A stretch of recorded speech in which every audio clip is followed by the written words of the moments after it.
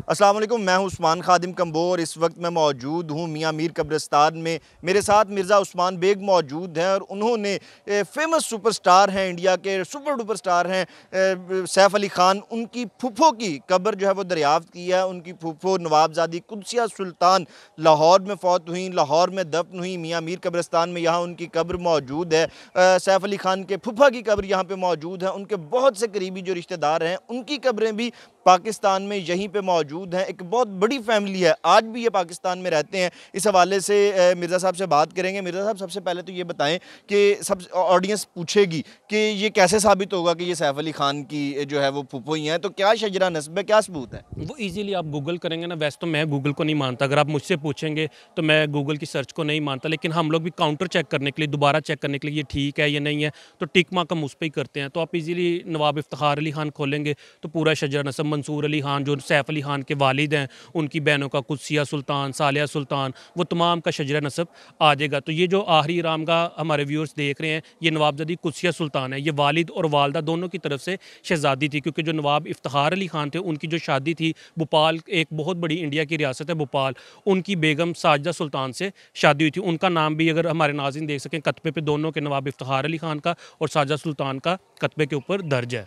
तो ये लाहौर कैसे आए, यहाँ पे किस तरह से इनकी जो है तदफीन हुई, ये यहाँ पे यानी शिफ्ट हो गए थे पाकिस्तान बनने के बाद, ये क्या मामला हुआ था? उनकी ख़ानदान के, जैसे आपने इंटरव्यू में बताया, बेशुमार लोग हैं। ये तो बाद में उनकी शादी यहाँ पर हुई। इनके ही चचा थे नवाब शेर अली खान पटौदी, वो इधर हमारे फेडरल मिनिस्टर भी रहे। उसके अलावा फ़ौज के आला ओहदों पर वो फाइज़ रहे। अगर मैं लाहौर की ख़ास तौर पर बात करूँ तो आपने फ़ौजी फाउंडेशन का नाम सुना होगा, अस्पताल का। उसके जो बनाने वालों में, उसकी जो मीटिंग्स में जो बैठते थे, वो नवाब शेर अली खान ऑफ पटौदी थे। उसके अलावा हमारे पीसीबी के जो साबका चेयरमैन थे शहरयार खान, उनका ताल्लुक भी, उनका तो भोपाल रियासत था, लेकिन इस फैमिली से भी लिंक आउट इस तरह बनता है कि वो सकी खाला के बेटे थे। वो आबदा सुल्तान के बेटे थे, जो कि साजिदा सुल्तान की बहन थी।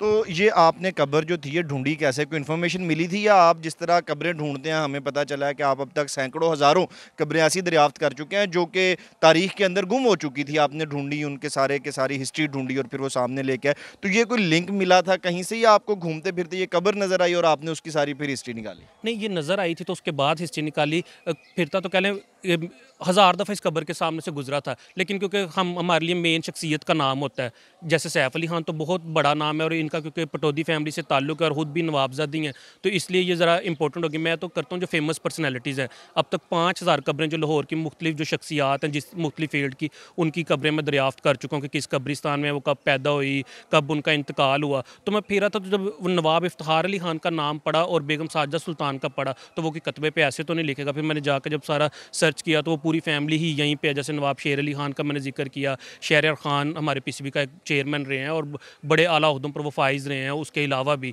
तो वो एक बहुत बड़ा शजरा नस्ब है। वो एक आम लोगों के लिए होता है कि शायद वो इंडिया से ताल्लुक़ है, क्योंकि पटौदी फैमिली तो वहीं पे, पटौदी बिल्कुल, हम देख रहे हैं सलमान खान इस वक्त वहाँ पे हैं, उनका पैलेस वहाँ पे मौजूद है, उनका ख़ानदान वहाँ पे मौजूद है, उनके बिजनेसेस हैं, तो वो वहाँ के फिर नवाब भी हैं, गद्दी भी उनके पास मौजूद है। तो वो फिर बंदे को हैरानी होती है कि वो ख़ानदान यहाँ पे किस तरह से मौजूद। सुनते तो थे कि नवाब जो फैमिली है सैफ अली खान की, उनके कुछ अजीज़ व अकारब जो थे पाकिस्तान में भी थे, लेकिन लोगों का ये ख्याल था कि शायद जो भावलपुर के नवाब हैं उनसे कोई ताल्लुक था उनका। नहीं, टोटल अगर पार्टीशन की बात करें तो 600 से ज़ायद देसी रियासतें थी, 635 के करीब कहा जाता है। तो उनके जितने भी नवाब हैं आप देखें वो यहीं पे हैं। सिर्फ नवाब, आप नवाबज़ादा लियाकत अली खान, वो भी तो नवाब थे ना। और उनका लिंक भी, मज़े की अगर बात बताऊँ, तो वो इसी फैमिली से मिलता है। जो भोपाल की फैमिली है ना, उनकी जो वालदा थी वो उस ख़ानदान से रिलेट करती थी, तीसरी चौथी नस्ल से ना। तो वो कह लें कि नवाबज़ादा लियाकत अली खान का भी ताल्लुक इसी ख़ानदान से है। और भी कई बड़े बड़े नाम हमें मिलते हैं, वो बलोचिस्तान की फैमिली के, खैबर पख्तूनख्वा की, उनका लिंक्स आपस में। ये तो आपके और हमारे लिए होता है कि वीज़ा लेना है या ना, वीज़ा तो डेफिनेटली वो भी लेते होंगे, लेकिन उनके लिए वो कोई भी नो गो एरियाज़ नहीं है, वो कहीं पर भी जा सकते हैं, मूव कर सकते हैं। मैं लाहौर में कई ऐसे ख़ानदानों को जानता हूँ, जैसे ही अप्रैल का मौसम आता है वो यहाँ से मूव कर जाते हैं, फिर दोबारा जब ठंडा मौसम आता है तो वापस लाहौर में आ जाते हैं। सुनने में ये ऐसे लगता है कि ये फिल्मी कहानी की बात है या पता नहीं बड़ी कोई ऐसी, लेकिन ऐसे लाहौर में हज़ारों ख़ानदान हैं जिनका ताल्लुक इसी तरह, वो लाइफस्टाइल उनका यही है जैसे पटौदी। तो अभी हम ये मियां मीर कब्रिस्तान में मौजूद है और ये आम कब्रिस्तान नहीं है। वैसे तो लाहौर का हर जो पुराना कब्रिस्तान है वहाँ पे कोई ना कोई बड़ी शख्सियत मौजूद है, लेकिन यहाँ पे मैं आपके साथ फिर रहा हूँ, ये हमारे पीछे जो है सैफ अली खान की फूफो की कब्र हमें नज़र आ रही है, और उसके साथ ही यहाँ पे कई जो हैं वो हमें नज़र आ रही है। देखें ना, जिस तरह से साबका कमिश्नर रहे हैं, ठीक है, कोई गवर्नर रहा हुआ है, कोई किसी ओहदों पे रहा, कोई यानी कि आर्मी के बड़े बड़े जो आला अफसरान थे वो भी यहाँ पे, उनकी भी कब्रें मौजूद हैं। तो आप जब हम यहाँ आ रहे थे तो आप एक क्रिकेटर के बारे में बता रहे थे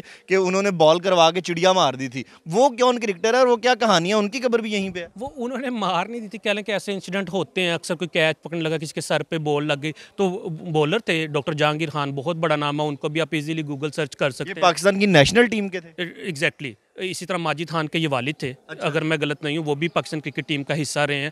तो वो बॉल करवाने लगे तो चिड़िया दरमियान में आ गई, और वो चिड़िया आज भी उसी तरह हनूद करके हम लोग जिस तरह बोलते हैं, वो एमसीसी म्यूजियम में पड़ी हुई है। आप गूगल सर्च करेंगे वो इजीली सामने आपके वो पिक्चर भी आ जाएगी पूरी, और वो पूरी स्टोरी भी आ जाएगी डॉक्टर जहांगीर खान की।